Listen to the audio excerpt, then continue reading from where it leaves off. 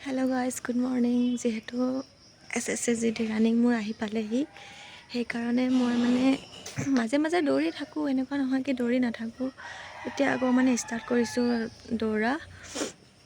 5:40 মানে 6টা বাজিবহি এতিয়া। মই মানে অলপ দেৰিকৈ ৰানিং কৰিব যাওঁ। বেছি সোনকালে ৰানিং কৰিলে মানে ৰ'দত দৌৰিব পিছত অসুবিধা হয়, সেইকাৰণে মানে মই এতিয়া অলপ দেৰিকৈ ওলাইছোঁ বাৰু।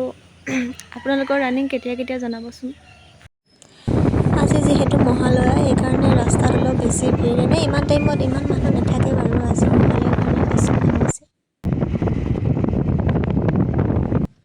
গাইজ, এয়া মোৰ ৰানিং। মই এইয়া গ্ৰীণ কালাৰ পিন্ধি থকাজনী আহি আছোঁ। ৰানিংটো বহুত স্পীড হোৱা নাই বাৰু, মানে টাইম অলপ বেছি লাগি আছে। তথাপিও দিন আছে কাৰণে লাহে লাহে প্ৰেক্টিছ কৰি থাকিম। ভৰিও বিষ হৈ আছে মোৰ, সেইকাৰণে মই অলপ মানে বেছি টানি মাৰা নাই বাৰু।